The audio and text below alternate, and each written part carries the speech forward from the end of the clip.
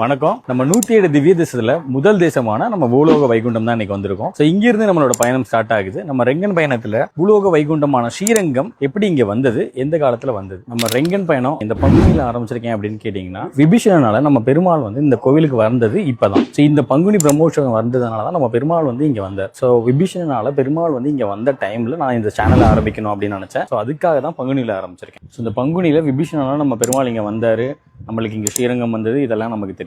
இந்த ஸ்ரீரங்கம் வந்து என்னச்சுன்னா காவிரிவர்மனால நமக்கு இந்த கோவில் கட்டப்பட்டது. இடைப்பட்ட காலங்களில் அவரோட பீரியடுக்கு அப்புறம் நிறைய வருடங்கள் கடந்து போனதுக்கப்புறம் சுற்றியில் உள்ள காவிரி மண்ணால் பார்த்தீங்கன்னா நம்ம கோவில் வந்து முழுமையாக மூடப்பட்டுச்சு. ஸோ சரியான வழிபாடுகளும் இல்லாமல் இருந்தது.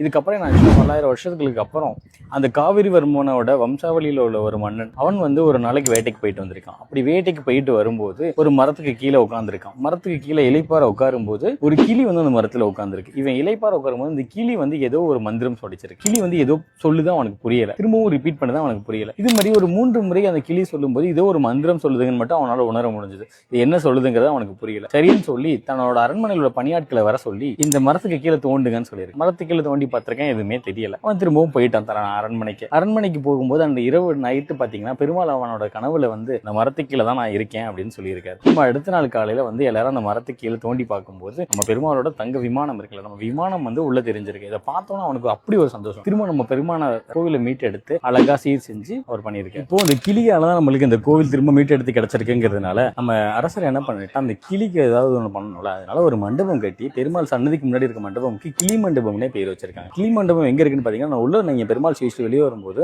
பகல் பத்துல பெருமாள் ரேவதி மண்டபம், அர்ஜுன மண்டபம் சொல்றாங்க. அந்த என்டையர் மண்டபத்தை தான் நம்ம கிளி மண்டபம் சொல்றாங்க. ஸோ இந்த அரசனுக்கு எப்படி பெயர் ஆயிடுச்சுன்னு சொன்னா கிளிகண்ட சோழன் அப்படின்னு சொல்லி ஒரு பேரும் அதுக்கப்புறம் அவன் அழைக்கப்பட்டாங்க. ஸோ எப்பேற்பட்ட கதை இருக்கு பாருங்க. நம்ம ஒரு கிளி வந்து நம்ம கோவிலே மீட்டு எடுத்து கொடுத்துருக்குங்கிறது எவ்வளவு பெரிய விஷயமா இருக்கு பாருங்க.